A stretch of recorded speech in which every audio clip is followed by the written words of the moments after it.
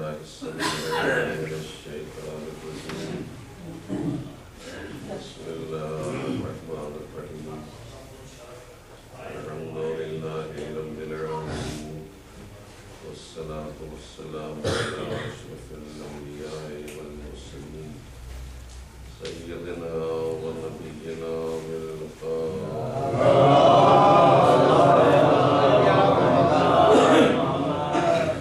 وعلى الطيبين الطاهرين المعصومين المظلومين ولعنة الله على أعدائهم أجمعين من ليلنا هذا إلى يوم الدين أما بعد فقد قال الله تبارك وتعالى وهو أصدق القائلين بسم الله الرحمن الرحيم ومن يبتغي غير الإسلام دينا فلن يقبل منه وهو في الآخرة من الخاسرين صلوات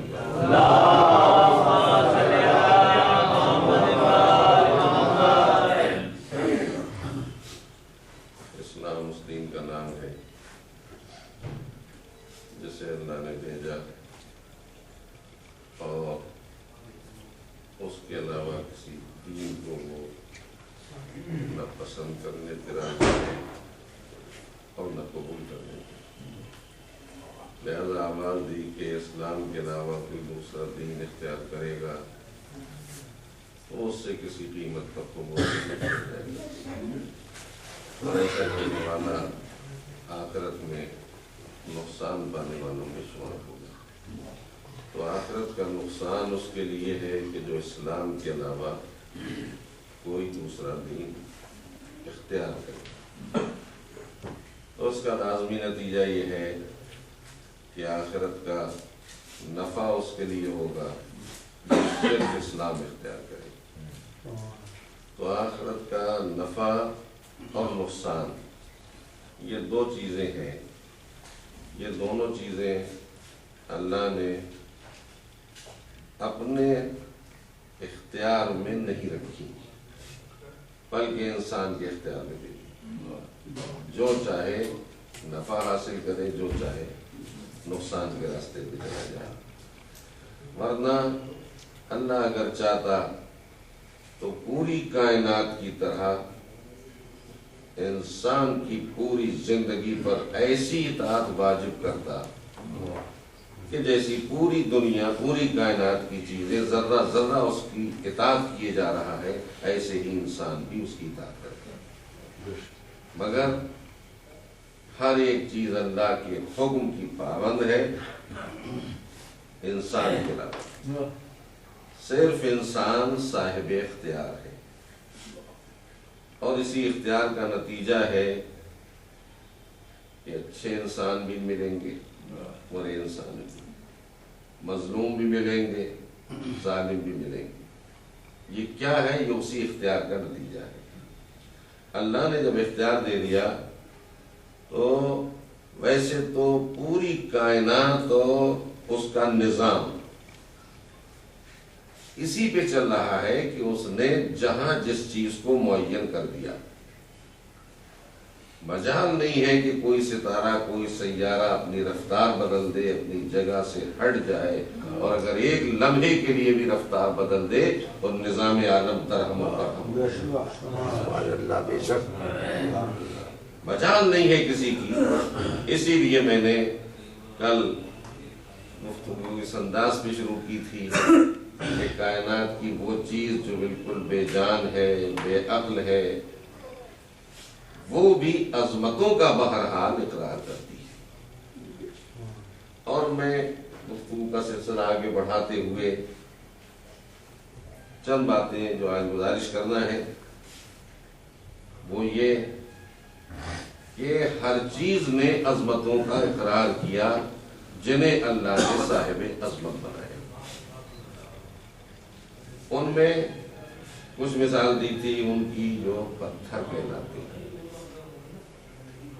اور یوں تو زینہ بزینہ چیزیں بڑھتی ہیں تب جا کے کہیں انسان کی منزل آتی ہے۔ اس میں سب سے پہلے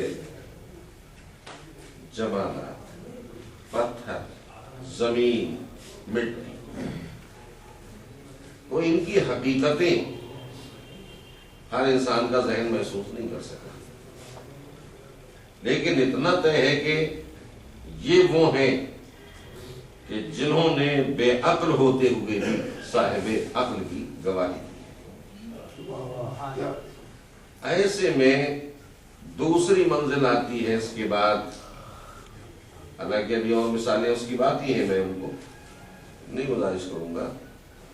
دوسری منزل آتی ہے جو اس سے بلند ہے، نباتات۔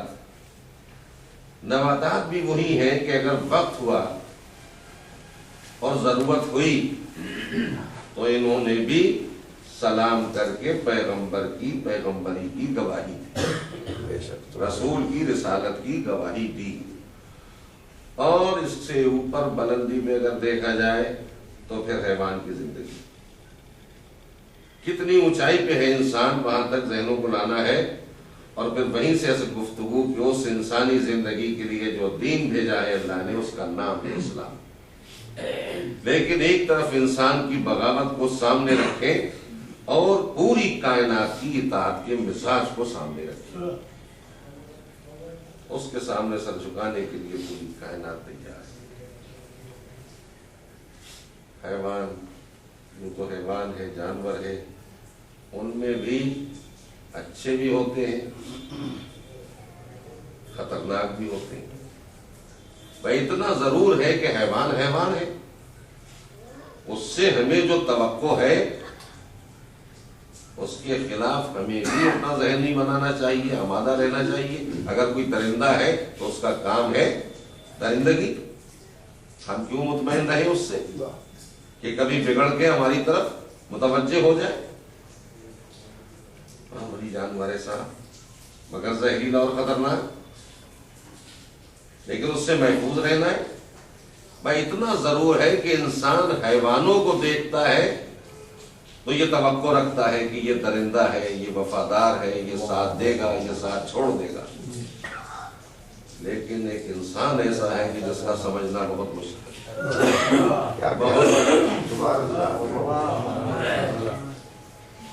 کب زہر کا کام کر جائے، کب کس سے بغاوت کر بیٹھے۔ نہیں، دوسری چیزیں بھی ایسی نظر نہیں آئیں گی کہ جن کا اندازہ لگا سکیں، نہیں ہے ان میں بے وفائی، پتھر پتھر ہے، بے جان ہے، لیکن اب انسان اس کے لیے کوئی نہ سوچ سکتا ہوتا ہے، کیسے کر سکتا کہ کب کیا کر رہے تھے، کہاں اور کس میں شیطان چھپا ہے یہ بھی تو نہیں معلوم۔ یہ ہے انسان کی حیثیت۔ تو اب ذرا ملاتے چلیں، حیوانی زندگی، اس میں چند مثالیں میں سنانا چاہتا تھا، اس میں ایک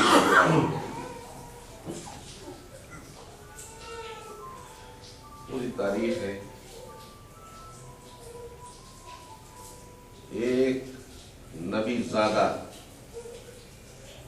جس کے بھائیوں نے اسے دھوکہ دیا،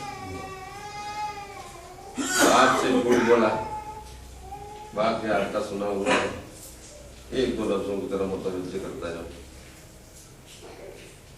باپ سے بہانہ کر کے لے گئے تھے اور واپس لے آئے، کیا لائے؟ خالی کرتا، اور جو شبہ ظاہر کیا تھا باپ نے وہی ہوا۔ روتے پیٹتے چلے آئے کہ بھائی کو لے تو گئے تھے مگر کیا کریں، بھیڑیا کھا گیا۔ یہ ہوا واقعہ، واقعہ قرآن کی تاریخ بن گیا، اسی لیے گزارش کرنا پڑ رہا ہے۔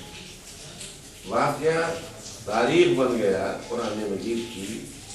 باپ کو دھوکہ دیا بیٹوں نے، اپنے بھائی کے ساتھ دھوکہ کیا، صرف پیرہن اس کا کرتا لے کے آئے، کیا کرے، بھیڑیا کھا گیا۔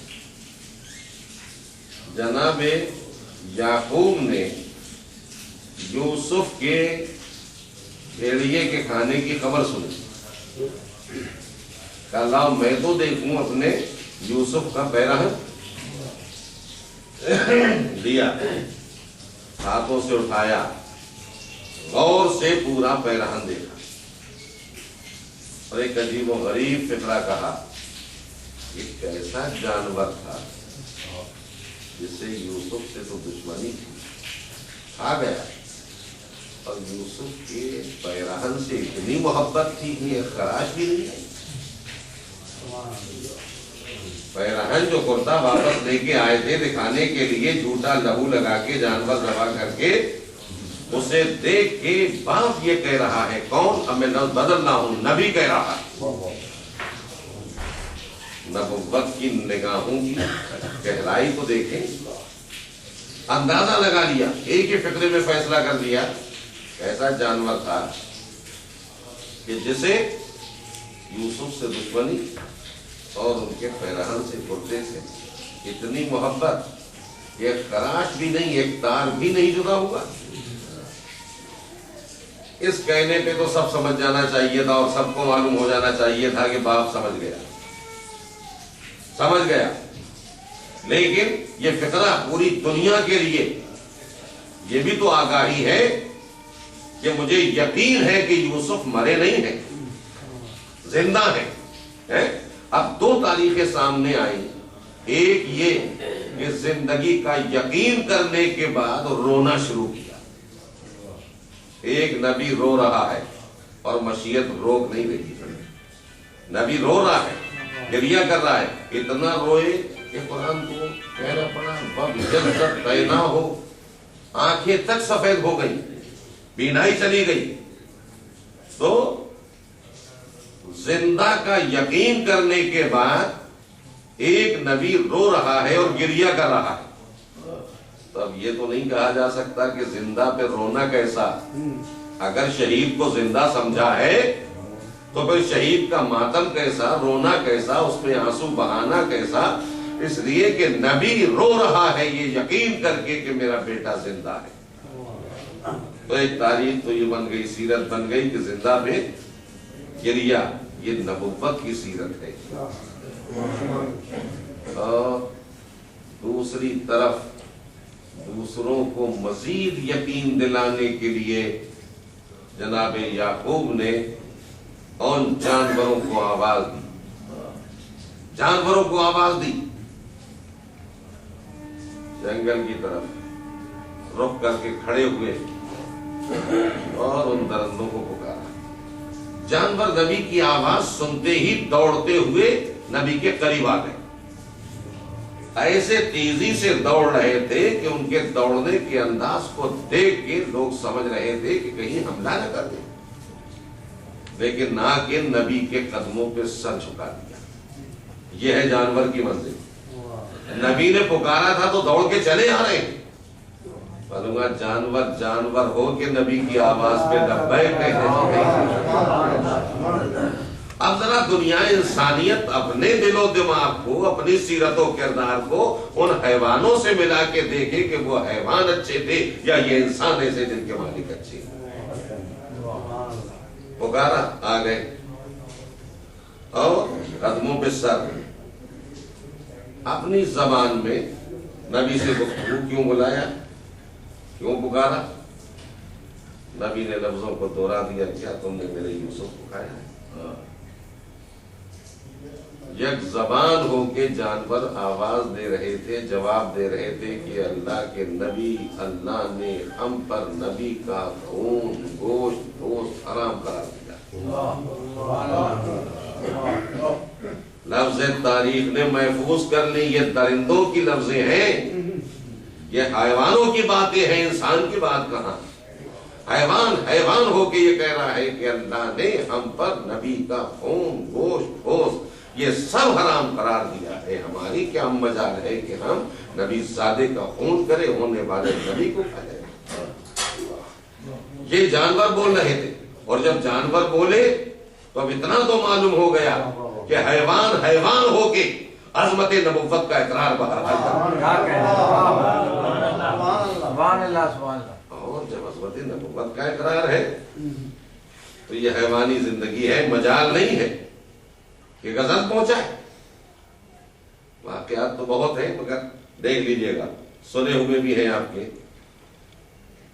ابراہیم صرف اتنا ہی تو کہہ دیا تھا انہوں نے کہ میں دیکھنا چاہتا ہوں کہ کیسے مردے کو زندہ کرتا ہے۔ فوراً آواز آئی، اچھا ایمان نہیں یہ کہ ایمان تو ہے، اطمینان قلب چاہتا ہوں۔ اطمینان قلب کے لیے کہا اچھا یہ 4 جانور لے لو، ان کو ذبح کرو، ذبح کرنے کے بعد ان کا قیمہ بناؤ، اور اس کے بعد چونچے ان کے اپنے ہاتھ میں لے لو، گوشت پہاڑوں میں منتشر کر دو، پھینک دو ادھر ادھر ملا کے، اور پھر پکارو۔ تو تاریخ یہی تو بتاتی ہے کہ ابراہیم نے ان کی منقار ہاتھ میں لی، چونچے ہاتھ میں لی، اور پہاڑوں کی طرف اشارہ کیا، آؤ، بس آؤ کہنا تھا کہ آ گئے، مجسم ہو کے آ گئے، جیسے تھے ویسے ہی بن کے آ گئے۔ یہ الگ بات ہے کہ بنانے والا تو وہ ہے، لیکن نبی کی آواز ہی کے سہارے تو بنے، تاکہ پتہ چل جائے کہ نبی کی آواز کا اثر کیا ہونا چاہیے۔ وہ جانور تھے جو نبی کی آواز پہ لبیک کہہ کے دنیا انسانیت کو سبق دیتے جا رہے تھے کہ وہ نبی ہوتا ہے کہ جس کی آواز پہ جانور بھی دوڑ کے آیا کرتا ہے، اور آنے والے بھی۔ اتفاق یہ کہ حکم پروردگار سے کہیں نشیب میں نہیں رکھا گیا تھا، پہاڑوں کی بلندی میں رکھا گیا، پہاڑوں کی بلندی سے اتر کے نبی کی آواز پہ لبیک کہہ کے آنا اور ہے، اور نبی کے پکارنے پہ نبی کے چھوڑ کے چلا جانا یہ اور ہے، منزلیں ہیں الگ الگ۔ تو یہ سب نشانیاں ہیں اور پہچانوانے کی علامتیں ہیں کہ حیوان ہو کے۔ اب بات پرانی نہ ہونے پائے، جلدی جلدی 2 تذکرے سنا دوں۔ ان کا وعدہ تھا، ایک نجس جانور بہت دن سے غار کے دروازے پہ بیٹھا، نجس جانور ہے مگر غار کے دروازے پہ بہت دن سے بیٹھا ہے۔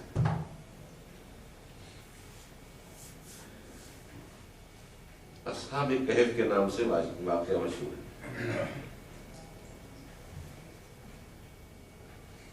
اصحاب کہف والرقیم،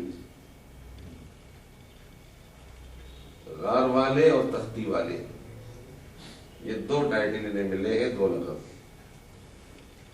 ایمان بچا کے کچھ مومن بندے آئے تھے، نبی نہیں تھے، رسول نہیں تھے، صاحبان ایمان، 5 تھے، 6 تھے، 7 تھے، مبہم رکھا گیا ہے، لیکن ساتھ میں ایک دوسرے کا تھا کتا، وہ بھی چلا آیا، اور ایسا آیا کہ اسے بڑی فکر تھی ان کی حفاظت کی، یہاں تک کہ وہ غار میں پہنچ گئے بادشاہ بد کے خوف سے، اور دروازے پہ ایک کتا بیٹھ گیا جو آج تک بیٹھا ہے۔ اب میں اپنے موضوع سے متعلق 2 لفظ گزارش کروں، اسی لیے یہ تذکرہ میں نے شروع بھی کیا۔ پہنچ گئے، اس بادشاہ کا زمانہ گزر گیا جس سے ڈر کے بھاگے تھے، دوسرے بادشاہ کا زمانہ آ گیا جو اللہ والا ہے، ایمان والا ہے، عقیدے میں فرق ہے۔ اب یہ جن پہ نیند طاری ہوئی، 300 سال کا عرصہ گزر گیا، اللہ نے ان کو نشانی بنا دیا، کرامت بنا دیا۔ اب جو اٹھے، ہوتا یہی ہے کہ 2 آدمی بھی اگر سو جائیں اور اپنے خیال میں زیادہ سوئے تو ایک دوسرے سے اٹھ کے یہ تو پوچھے گا میں کتنا سوئے۔ یہی ان کے یہاں ہوا، ایک دوسرے سے پوچھ رہے ہیں کم لبستہ، کتنا سوئے۔ قرآن نے لفظوں کو محفوظ کر دیا۔ قرآن ایسی ویسی کتاب نہیں ہے، سب سے بڑی ہدایت کی آخری کتاب، پاک و پاکیزہ، بغیر طہارت کے چھو نہیں سکتے۔ ان مومنوں کی لفظوں کو قرآن بنا دیا اللہ نے۔ کم لبستہ، کتنا سوئے، کوئی کہہ رہا ہے اتنا، کوئی کہہ رہا ہے اتنا۔ اب اس کے بعد جو دیکھا اندھیرا، یہ کیا بات، چھپے تھے، اجالا تھا، بہت سو لیے۔ اب یہ تو خبر ہی نہیں کہ 300 سال سوتے رہے۔ 300 سال سونے کے بعد جب اٹھے اور غور سے دیکھا کہ غار کا دروازہ تو بند ہے، نکلیں گے کیسے؟ بہت زور لگایا، بہت طاقت صرف کی، نہیں ہلا، پتھر کے بعد کے دروازے پہ لگایا گیا۔ کی جو بادشاہ آیا اس نے دیکھا صورتحال کو اور اس نے دروازہ بند کر دیا۔ اب یہ دوسرے بادشاہ کا جب دور آیا تو اب ان کی آنکھیں کھولی، کھولو، نہیں کھولتا۔ اب آپس میں طے کیا کہ بھئی اپنے عمل کا جائزہ لو۔ میں یہی گزارش کرنا چاہتا تھا۔ دیکھیے انسان کی زندگی میں عمل اس قیمتی حقیقت کا نام ہے کہ جس کے بغیر عقیدے کو کامل نہیں کہا جا سکتا۔ بے شک۔ عقیدے کا کمال عمل ہی کے ذریعے ظاہر ہوگا۔ اپنا عمل دیکھو، اچھائیاں کی ہیں، ان اچھائیوں کے واسطے سے اللہ سے دعا کرو تاکہ یہ دروازہ کھل جائے۔ اور وہ ہوا، 3 آدمیوں نے اپنے نیک عمل کو انہیں یاد آتا رہا اس کا تذکرہ کیا۔ ایک نے ذکر کیا کہ میرے اوپر ایک مزدور کی مزدوری تھی، اس مزدوری میں نے جانور خرید لیا تھا، پورا غلہ ہو گیا اور ایک وقت ہوا تو میں نے واپس کر دیا، پورا غلہ سے مل گیا۔ اللہ اگر یہ تیری خوشنودی کے لیے تھا اس مشکل کو آسان کر دے تو وہاں کا دروازہ کھول، ایک حصہ دروازہ کھل گیا، ہٹ گیا پتھر۔ دوسرے نے اپنا عمل یاد دلایا کہ ماں باپ کی خدمت کرتا تھا، رات بھر کھڑا رہا، ان کے آرام میں خلل نہ ہو، اگر یہ تجھے پسند آیا عمل تو میرے بابو رات کا دروازہ کھول دیا، تھوڑا اور کھل گیا۔ اب بھی گنجائش نہیں تھی سب کے نکلنے کی، تو اب تیسرے نے جو اپنے عمل کا اظہار کیا کہ ایک ایسا نازک اور خطرناک موقع میری زندگی میں آ گیا تھا کہ میں گناہ پہ آمادہ ہو رہا تھا اور دوسرے کو بھی آمادہ گناہ کر رہا تھا، لیکن میں نے دوسرے کی ایمان و عمل کی بلندی کے نتیجے میں اس کے بدن کی کپی اور لرزے کو دیکھ کے اتنا پوچھ لیا کہ یہاں تو کوئی بھی نہیں ہے دیکھنے والا، یہ خوف کیسا؟ کہ وہ تو ہے جو دیکھ رہا ہے۔ اور میں اس عمل سے باز آ گیا۔ پروردگار اگر یہ میرا عمل پسندیدہ ہے تو دروازہ کھول۔ اب پورا دروازہ کھل گیا۔ اب اتنا تو اندازہ ہوا کہ انسان کی نیکیاں ہوں یا برائی سے بچنے کا عمل ہو، یہ مشکل کشائی کا کام دیا کرتے ہیں، مشکلات کو حل کر دیا کرتے ہیں، اس لیے کہ ان پہ کتنی بڑی مشکل تھی کہ دروازہ کھول نہیں رہا تھا، نکلنا ممکن نہیں تھا۔ تو انسان کو اپنی زندگی میں مشکلات کا مقابلہ کرنا ہے تو برائیوں کو ٹھوکر مارنا ہوگی، اچھائیوں کو گلے لگانا ہوگا۔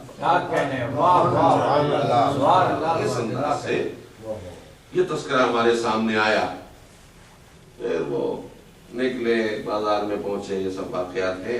یہ قرآن مجید کے حاشیے پہ بھی تذکرہ آپ کو مل جائے گا۔ اسے پکڑ دیا لوگوں نے، یہ کہاں کے سکے لے کے آیا ہے؟ اس لیے کہ بازار بدلے ہوئے، سکے بدلے ہوئے، زمانہ بدلا ہوا، بادشاہت بدلی ہوئی، وہ اپنے بازار میں پہنچ گئے کھانا پینا خریدنے کے لیے، روٹیاں خریدنے کے لیے، کہ روٹیاں تو مل رہی ہیں، سکے بڑھائے گا یہی کیا؟ پکڑ لیا گیا، لے کے چلو۔ ارے بادشاہ کا نام جیسے سنا کہنے کا اسی تو بھاگ کے ہم آئے تھے، جان بچا کے آئے تھے۔ کب وہ نہیں ہے جس سے جان بچا کے تم، اب تو وہ صاحب ایمان ہے۔ خیر صاحب ایمان بادشاہ تک پہنچ گئے، اس نے پورا واقعہ سنا، لے کے آیا۔ یہ پہنچے، کیسا کھانا، کیسا پینا، کیسی روٹی، کیسے سکے، پھر ان پہ نیند طاری ہو گئی۔ اللہ نے تو ان پہ اپنی ایک نشانی بنایا تھا نا، ان پہ اب جو نیند طاری ہوئی تو سوئے تو بس عہد پیغمبر نے ایک مرتبہ آنکھ کھلی اور پھر سو گئے۔ اب یہ جب اٹھیں گے جب ہمارا آخری امام آئے گا۔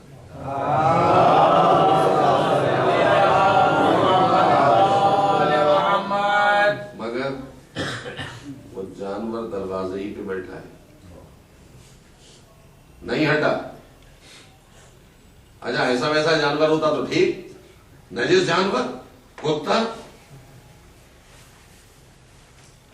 اور صاحب کہف کا ساتھی بن گیا. تمام علماء اسلام، صرف اپنوں کی بات نہیں ہے، غیروں نے لکھا، سب نے لکھا کہ یہ کتا جو اصحاب کہف کے ساتھ آیا تھا یہ بہرحال جنت میں جائے گا. یہ سب نے لکھا. نجس جانور ہے مگر جنت میں جائے گا. اس کا مطلب یہ ہے کہ اس کی اس وفاداری اور نیک عمل کی وجہ سے اللہ نے اس حکم کا مزاج بدل دیا کہ نجس صحیح مگر جنت میں جائے گا. کیوں پروردگار کیوں اسے جنتی بنا دیا؟ کیا علماء اسلام فیصلہ یوں ہی دے رہے ہو کہ وفاداری کی بنیاد پہ؟ کہا نہیں، ہمارا فیصلہ اس بنیاد پہ ہے کہ ایمانداروں کا محافظ بن کے آیا تھا.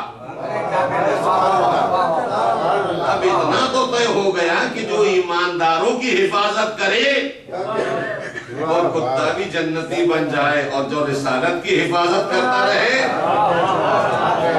صلوات پڑھ دے محمد.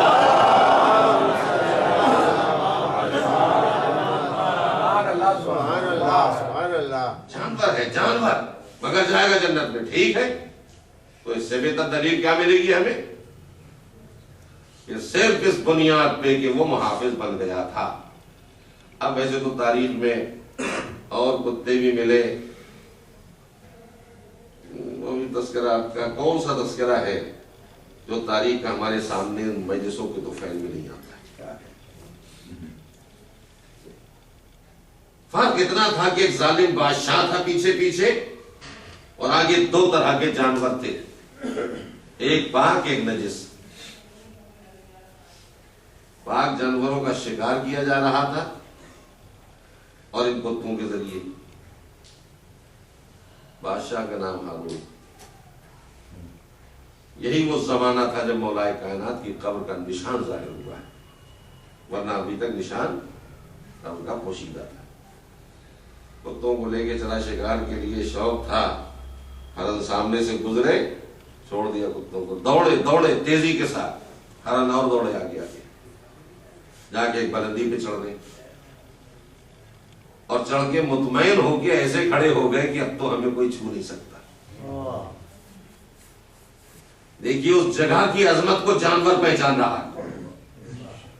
اس جگہ کی عظمت کا اقرار ہی نہیں ہے بلکہ دوسروں کو بھی بتایا جا رہا ہے کہ یہ صاحب عظمت ہے. چڑھ کے بلندی پہ رک گئے، اب کوئی ہمیں چھو نہیں سکتا، کوئی ہمارا شکار نہیں کر سکتا. اور وہی ہوا کہ کتے اس بلندی کے نیچے رک گئے. پھر تھوڑی دیر کے بعد جانور اپنی جگہ سے ہٹے، یہ پھر اتر آئے، پھر چھوڑا گیا کتوں کو، پھر تیزی کے ساتھ دوڑے. جیسے یہ جھپٹے وہ پھر بلندی پہ. اب یہ آنکھ میں چوری ہو رہی ہے. پاک جانور بلندی پہ اور کتا پستی میں نہیں بڑھ رہا ہے. بس ایک دونوں میں اتحاد اس بات کا ہے کہ اس جگہ کی عظمت کو وہ بھی پہچان رہا ہے، یہ بھی پہچان رہا ہے. جگہ کی عظمت کو وہ بھی پہچان رہا ہے اور یہ بھی. انہوں نے نہ پہچانا ہوتا تو جا کے رکے نہ ہوتے، انہوں نے نہ پہچانا ہوتا تو چلتے چلتے نیچے نہ ٹھہرے ہوتے. نیچے رک کے بلندی سے یہ بتایا کہ جگہ کی عظمت کو ہم پہچانتے ہیں. اب دنیا انسانیت کم سے کم اپنے عقیدے کو ان جانوروں سے سیکھے اور سدھار کر لے کہ عقیدہ ہمارا اچھا ہے یا ان جانوروں کا اچھا ہے. وہ صاحبان عظمت کی عظمتوں کا اقرار کر رہے ہیں اور انسان ہو کے عظمتوں سے انکار کر رہا ہے. پہنچ گئے جانور. دیکھیے آج بڑا حساس جانور ہے. آج کی سیکورٹی کا دار و مدار اسی پہ، کتے ہی پہ دار و مدار. مرڈر ہو گیا، کیا کتے چلے جا رہے. ارے جو کام آدمی کو کرنا تھا وہ یہ حساس جانور کر رہا ہے. وسفوٹ ہو گیا کہیں، کتے دوڑائے جا رہے. چوری ہو گئی، چور پکڑے کتے جا رہے. اور تو اور اب اندازہ ہوتا ہے کہ جیسے ایئرپورٹ پہ سیکورٹی کم کر دی گئی، اس لیے کہ بیگ چیکنگ میں نہیں جا رہا ہے، پتا چلا کہ سیکورٹی اندر ہے، اور ہم نے خود جھانک کے دیکھا، 2 کتے ایک ادھر ایک ادھر، اور وہ بینڈ چل رہی ہے، سامان جا رہا ہے، کھڑے کھڑے سونگ رہے ہیں، جس کی اٹیچی پہ توجہ زیادہ کر لی وہی اٹھا لی گئی۔ یہ کیا ہے؟ یہ ہے وہ جانور جسے نجس قرار دیا گیا، لیکن جانور جانور ہو کے اتنا پہچانتا ہے، اتنا شعور رکھتا ہے۔ اب سمجھیے جہاں سے چلے تھے جمالات، نباتات، پھر انسان، زمین و پتھر، سبزے پودے، پھر اس کے بعد آئی حیوان کی منزل۔ تو حیوان کی منزل آتے آتے شعور اتنا بڑھ گیا، پہچان اتنی بڑھ گئی، اتنی اونچائی پہ آ گیا جانور۔ مگر اونچائی کے بعد اب جب ہم انسان کی فکر کریں گے تو انسان کو بہرحال اس جانور سے بلند ہونا چاہیے اور اونچا ہونا چاہیے۔ افضل ہے وہ صاحب عقل ہے، اور جب صاحب عقل ہے تو ایک فرق میں گزارش کر دوں دونوں میں، سامنے کا فرق حیوان اور انسان کا کیا فرق ہے؟ جانور پیدا ہونے کے بعد جانور کا بچہ کچھ دن تک تو اپنی ماں کو پہچانتا ہے، کچھ دن تک، اس لیے کہ مسئلہ غذا کا وابستہ ہے، غذا کا معاملہ وابستہ ہے اس سے۔ اور اس کے بعد جانور بھول جاتا ہے آپس کی رشتہ داریوں کو، امتیاز ختم ہو جاتا ہے، باپ کون ہے، ماں کون ہے، بھائی کون ہے، بہن کون ہے، یہ جانوروں میں امتیاز تھوڑے دن کے بعد ختم ہو گیا۔ فرق اللہ نے یہ رکھا کہ انسان کو ماں باپ کے حوالے کر دیا، جو پیدائش کے ذمہ دار بنائے گئے، ذمہ داری تھوڑی سی ان کی بڑھا دی، یہ کہہ کے کہ اب تمہارا فریضہ یہ ہے کہ جانور کی طرح اولاد کو بے سہارا نہیں چھوڑنا ہے، ان کو پالنا بھی ہے، پرورش کرنا ہے، اور اس پالنے کی قیمت رکھی، توجہ کریں گے۔ مگر وہ لفظ گزارش کر دوں، فرق کیا ہوا دونوں میں؟ ان کی ذمہ داری صرف اتنی ہے کہ پیدا کر کے چھوڑ دیا، جب تک غذا کا تعلق ہے اس وقت تک سہارا رہا، اس کے بعد سب بھول گئے رشتہ کیا ہے۔ مگر انسان جب ماں باپ کو حکم دیا کہ اولاد کو پالنا بھی ہے تو اب ذمہ داری بڑھ گئی، ذمہ داری جب بڑھ گئی تو ان کا فریضہ بھی بڑھا دیا جو پلنے والے ہیں کہ تم جب اللہ کو یاد کرو تو ماں باپ کو نہ بھولنا، ماں باپ کو نہ بھولنا، رب ارحمہما کما ربیانی صغیرا، جیسے بچپن میں پالتے وقت انہوں نے ہم پہ رحم و کرم کیا تھا، ویسے ہی پروردگار تو ان پر رحم و کرم کرنا۔ کیوں؟ اس لیے کہ انہوں نے ہمیں پالا ہے۔ پہلی لفظ سنیں، انسان اور حیوان میں فرق یہ ہے، حیوان وہ ہے کہ جو پیدا ہونے کے بعد رشتوں کو بھلا دے، انسان وہ ہے جو رشتوں کا احترام کرے۔ سبحان اللہ، سبحان اللہ۔ جو رشتوں کا احترام کرے وہ ہے انسان۔ اب پہچانتے چلے جائیے کہاں کہاں رشتوں کا احترام ہے اور کہاں کہاں رشتوں کو ٹھکرایا جا رہا ہے۔ انسانیت وہاں ملے گی جہاں احترام انسانیت ملے گی۔ ادھر کہ ہم نے جب پالنے کا حکم دیا ہے تو یہ پالنا بے قیمت نہیں ہے، پالنا بے قیمت نہیں ہے۔ ابھی سن رہے تھے آپ ایک سلام، یاد ہے تو میں بھی گفتگو کو وہیں تک پہنچا دوں۔ پالنا بے قیمت نہیں ہے، کا قیمت یہ ہے، قیمت یہ ہے کہ تمہیں پالا ہے انہوں نے، لہذا ان کے لیے دعا کرو، دعا کرو۔ کیا؟ پالنے والے جیسے ہم پر رحم کیا ویسے ہی ان ماں باپ پر رحم کرنا۔ ہو گئی نا؟ تو طے ہو گیا کہ اللہ نے اولاد کو پالنے کی قیمت یہ رکھی کہ وہ مستحق دعا بن گئے. پوری توجہ کریں گے. اولاد کے پالنے کی قیمت یہ رکھی کہ وہ مستحق دعا بن گئے. اب تو سوچے دنیا جو ہم جیسے خطا کاروں کو پالے وہ ہماری دعاؤں کا مستحق بن جائے، اور جو رسول کی زندگی کو پالنے کا ذمہ دار بن کے آئے کیا وہ رسول کی دعا کا مستحق نہیں بنے گا؟ فرق یہ ہے ہماری دعائیں رد ہو تو ہو جائیں مگر رسول کی دعا رد نہیں ہو سکتی. اب جو رسول دعا کریں گے پالنے والے جس نے پالا ہے اس پہ رحم کرنا، تو دنیا کافر کہتی رہے گی، دعائے رسول کام کرتی رہے گی. صلوات پڑھ دیں.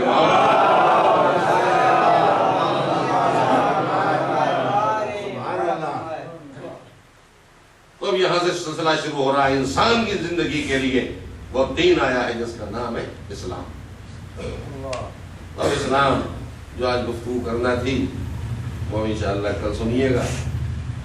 موسم نے بس اتنی ہی اجازت دی کہ اور ہمت ہے آپ کی کہ ایسے موسم میں آپ آگے بیٹھے، اور میں کہتا ہوں یہ تو صف ازا کی قیمت ہے، یہ فرش کی عظمت ہے کہ آدمی سب کچھ بھول جاتا ہے، اپنا آرام چین سکون چھوڑ کے صف ازا بیٹھنا اپنا فضا کیوں نہ ہو. اس لیے کہ وہ اسلام جو انسانی زندگی کے لیے آیا، وہ دین جو انسانی زندگی کامیاب و کامران بنانے کے لیے، وہ دین آ نہیں سکتا تھا اگر نبی نہ لاتے، پھیل نہیں سکتا تھا اگر نبی اسے نہ پھیلاتے، بچ نہیں سکتا تھا اگر حسین اسے نہ بچا. دین کی پوری تاریخ نانا اور نواسے سے وابستہ ہے. اور آج ایک لفظ کہہ کے آگے بڑھ رہا ہوں، ہماری پوری تاریخ پر، مذہبی تاریخ پر، عقیدے کی تاریخ پر، اسلامی تاریخ پہ یا نانا کا قبضہ ہے یا نواسے کا قبضہ ہے. ہماری تاریخ کا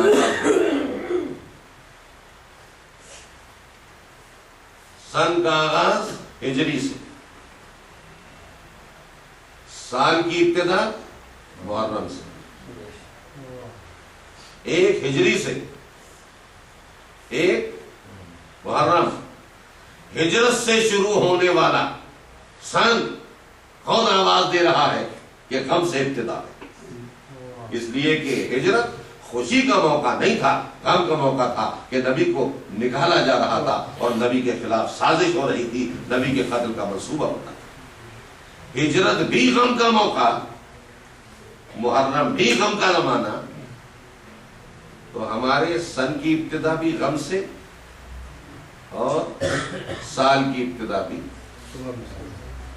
تو پوری تاریخ کا دار و مدار سن و سال ہی میں تو ہوتا ہے، اور ان دونوں پہ نانا اور نواسے کا قبضہ ہے. اب ان کی محبت سے نکل کے انسان جائے گا تو تاریخ میں تو رہنے کی گنجائش بچے گی. نانا نواسا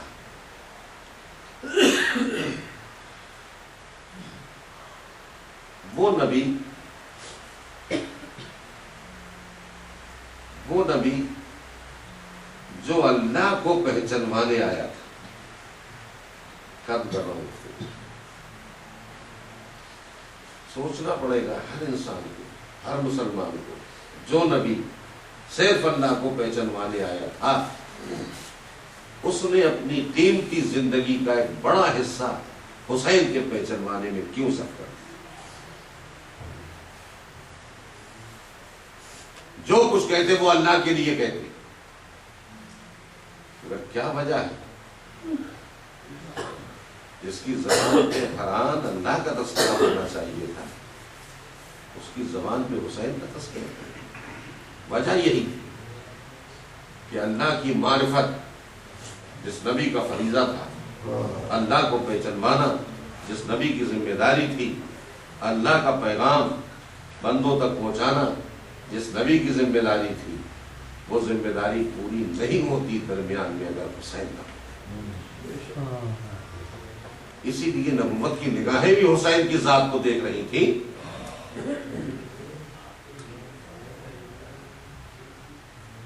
مشیت بھی یہ محسوس کر رہی تھی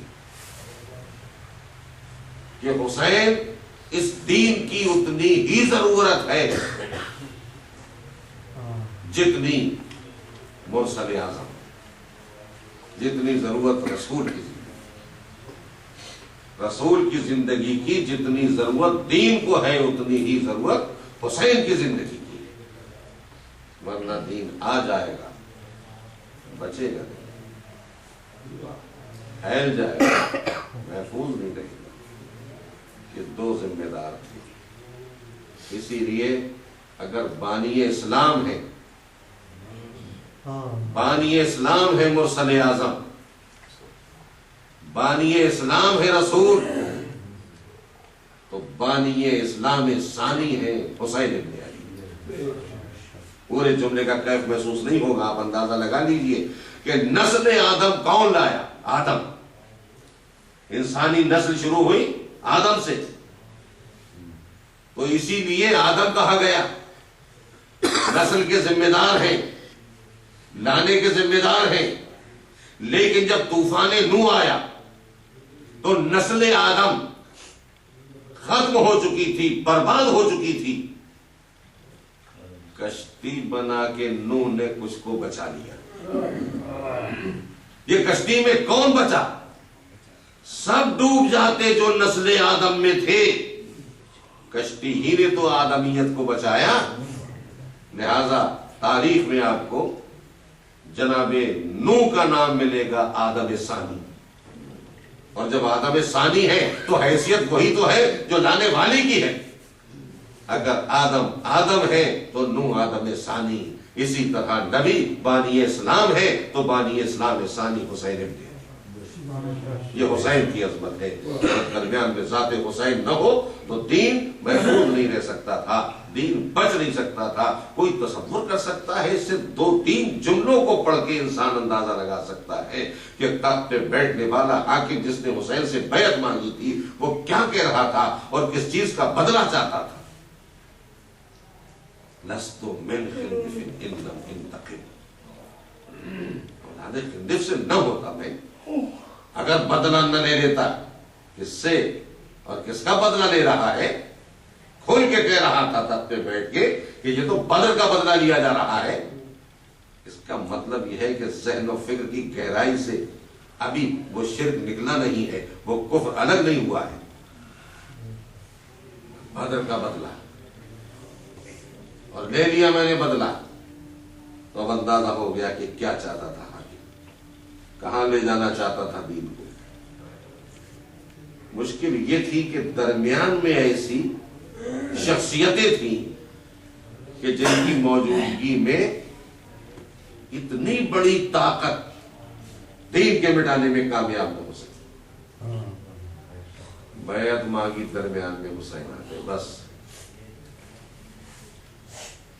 بیعت مانگی یزید نے، درمیان میں حسین آ گئے. اس جملے پہ گفتگو کا اہتمام ہوا. حسین بھی اپنے ایک سلسلے کے وارث تھے اور یزید بھی اپنے ایک سلسلے کا وارث تھا. حسین کا سلسلہ دنیا پہچانے تو ہم جو کرتے ہیں بنا جھجک، بے خوف. وارث مانا ہے تو حسین کو وارث ہی مانتے رہیں گے، اس لیے کہ حسین وارث ہے اور کسی ایک کے وارث نہیں ہے. بلکہ کھول کے ہم حسین کی طرف اشارہ کر کے اب جو کلمات زبان پہ جاری کرتے ہیں زیارت کے، وہ یہی: آدم کے وارث تشبیہ سلام، نوح کے وارث تشبیہ سلام، ابراہیم کے وارث تشبیہ سلام، موسیٰ اور عیسیٰ کے وارث تشبیہ سلام. ایک پورا سلسلہ ہدایت ہے کہ جس کی وراثت حسین کے پاس ہے. اور جب حسین کے پاس وراثت ہے اس سلسلہ حق کی، تو ایک ایسا سلسلہ بھی تو ہے کہ جس کی وراثت یزید کے پاس ہے. یزید صرف اپنے کرداروں، عمل و سیرت کا ذمہ دار نہیں ہے. وہ یزید کی جس کے کارناموں کو اگر گنا جائے، 3 بڑے کارنامے اور 3 سال میں. واقعہ کربلا جس کے ساتھ ملی ہوئی ہے اسیری، ایک واقعہ. کربلا سے شام کے قید خانے تک ایک واقعہ، یہ یزید کا کارنامہ. کتنے بے گناہ، کتنے مظلوم اور بے کس شہید کیے گئے، کس کے گھرانے مصیبت کے پہلا کارنامہ. دوسرا کارنامہ مدینے میں حملہ، مدینہ تاراش کر دیا گیا. اتنا لہو مسجد رسول کے پاس کہ گزرنا مشکل. توہین مسجد تاریخ میں اس سے زیادہ کبھی نہیں ہوئی. جانور باندھے گئے مسجد کے اندر. یہ یزید کا کارنامہ. یزید کا بنایا ہوا حاکم مصعب سالار مسلم ابن عقبہ لشکر لے کے آ گیا، خانہ کعبہ پہ پتھروں کی بارش کر رہا ہے. آگ کے گولے اس وقت کے رواج کے مطابق یہ پتھروں پہ کپڑا لپیٹ دیا جاتا تھا اور وہ زیتون کا تیل لگا کے آگ لگائی جاتی تھی اور اس کو گولے کی شکل میں پھینکا جاتا تھا. جہاں جاتا تھا پتھر چڑکتا تھا، گرتا تھا جہاں وہاں تباہی مچاتا تھا. ایسے پتھر برسائے گئے چاروں طرف پہاڑیوں سے منجنیق میں رکھ رکھ کے کہ کعبے کی دیواریں گرنے لگیں، آثار خلیل منہدم ہوئے. وہ دمبے کے سینگ جو محفوظ تھے خانہ کعبہ میں، جو فدیہ بن کے آیا تھا جناب اسماعیل کے ذبح کے موقع پر، اور وہ ذبح ہوا تھا، وہ بھی جل گئے. نشانیاں ختم ہو گئیں، کعبے کا غلاف جلا، پتھر ٹوٹے. یہ سب کارنامے کس کے؟ یزید کے. دنیا میں ہوتا یہ ہے کہ اگر کسی حاکم کے اشارے پہ کوئی کام غلط ہو جاتا ہے تو اس کی معذرت کر لیتا ہے، معافی مانگ لیتا ہے، غلطی کا اعتراف کرتا ہے. مگر یہاں فخر پہ فخر بڑھتا چلا جا رہا ہے، اپنے کارناموں پہ ناز تھا. اور اگر ایک لفظ محسوس کر لیں تو وہ مزاج جو اس وقت چل رہا تھا وہ آج بھی ہے. ہم کسی تحریک چلانے والے کو اور اس تحریک کے ذمہ داروں کو، جان دے کے دوسروں کی زندگی چھیننے والوں کو کوئی نیا کام نہیں تصور کرتے. یہ تو ہم نے تاریخ میں ہمیشہ دیکھا ہے، ہر دور میں دیکھا ہے. اور پہچانے یہ ذہنیت کہاں سے چلی ہے؟ مسلم ابن عقبہ جو پورا ذمہ دار تھا اس کارنامے کا، یزید کی طرف سے، یزید کے اشارے پہ اتنا بڑا کارنامہ انجام دے دیا کہ کعبے کی توہین، دیواریں ٹوٹی، سب کچھ کر بیٹھا.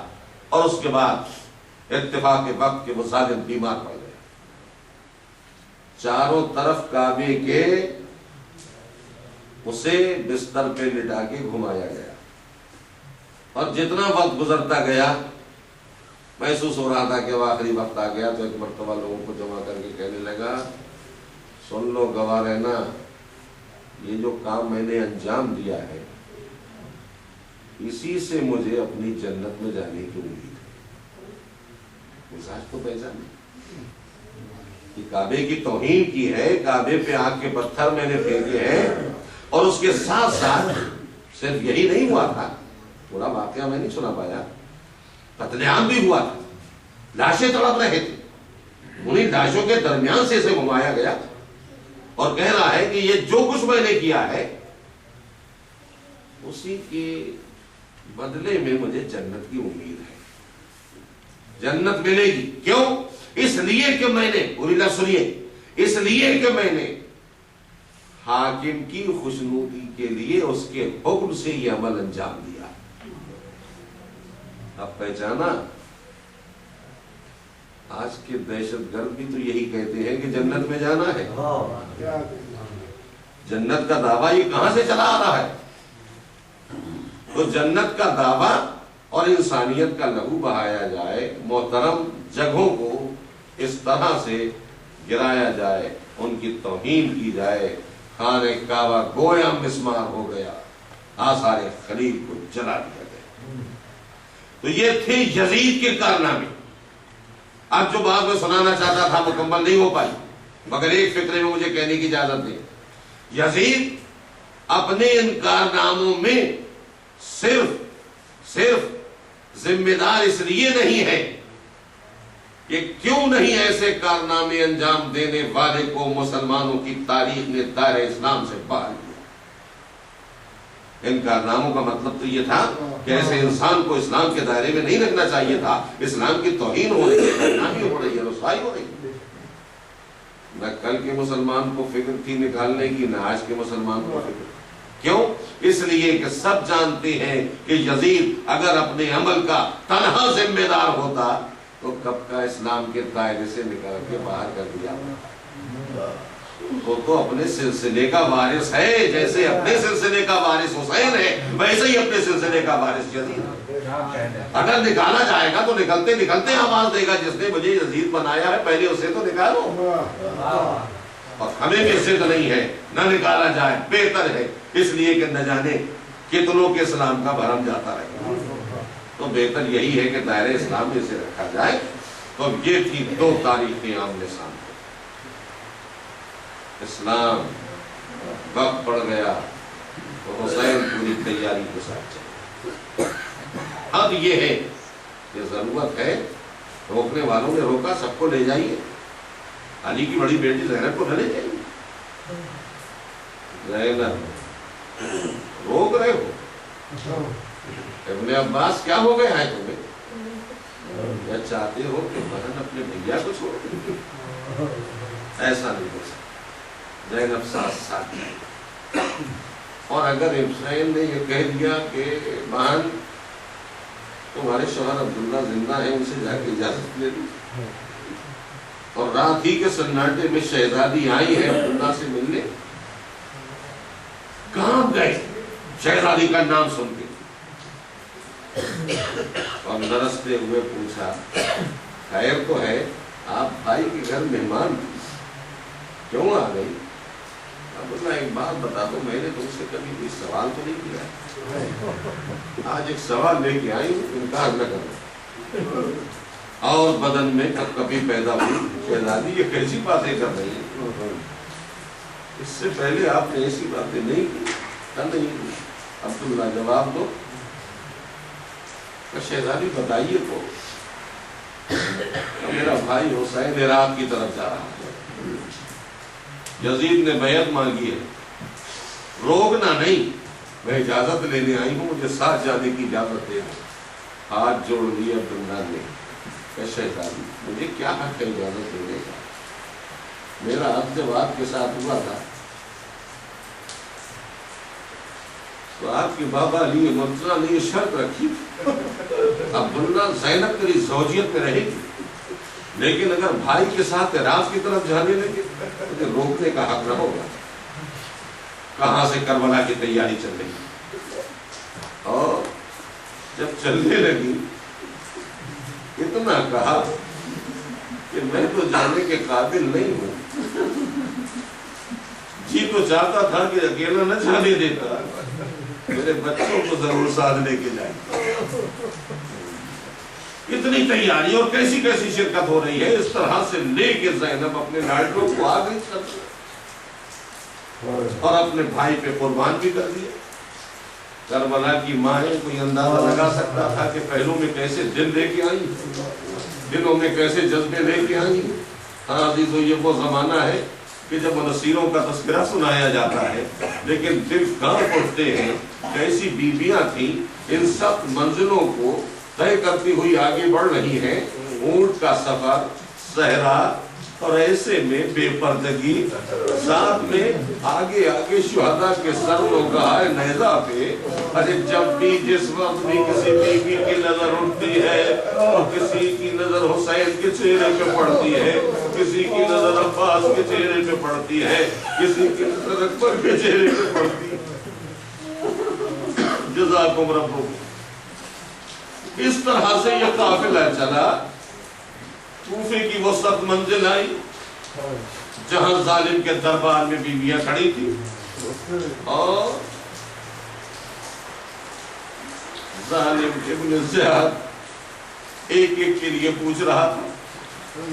इतने में एक जवान पे नजर पड़ी कि ये कौन? कि ये अली इब्न हुसैन। जालिम कहने लगा कि ये अली हुसैन का बेटा, मैंने सुना था ये वो कत्ल कर दिया गया। कहते वो दूसरा भाई था, उसका नाम भी अली। कि मैं हुसैन के बेटे को जिंदा नहीं देखना चाहता।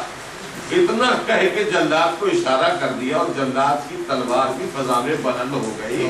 अब क्या था, मेरी शहजादी को जलाल आ गया। सामने सज्जाद के आके ज़ैनब खड़ी हो गई। इब्न ज़ियाद, तू ये समझ रहा है तेरा भाई मार डाला गया, अब्बास जिंदा नहीं है, अकबर जिंदा नहीं है, औलो मोहम्मद जिंदा नहीं है। तू ये चाहता है कि अब मेरे सज्जाद की जिंदगी छीन ले। अब ज़ैनब बोल रही है, अली की बेटी बोल रही है कि मेरी जिंदगी में मजाल नहीं है कि सज्जाद के गले पे तलवार चल जाए। अगर सज्जाद का गला काटना है तो पहले ज़ैनब का गला कटेगा। ज़ैनब इस तरह सामने आके खड़ी हुई और पहलू में सज्जाद को ले लिया और लिपटा के कहा, मेरे लाल सज्जाद मुतमईन रहना, वो भी इसीलिए आई है कि दीन की मुहाफिज भी बने, मक़सद हुसैन की मुहाफिज भी बने। सज्जाद तेरी जिंदगी की मुहाफिज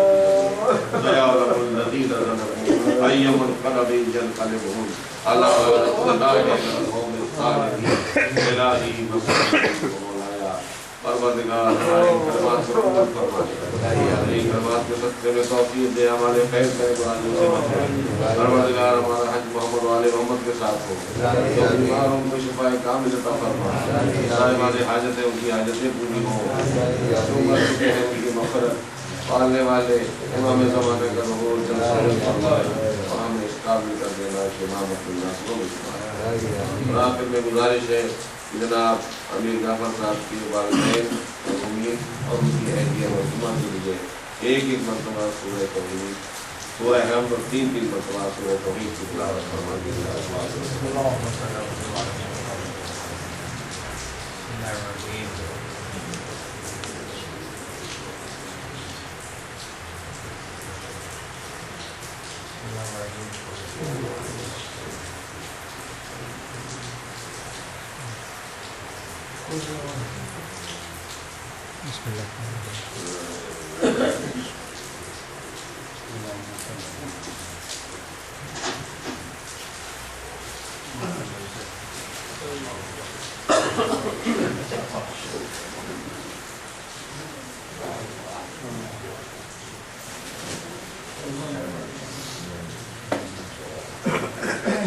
मोबाइल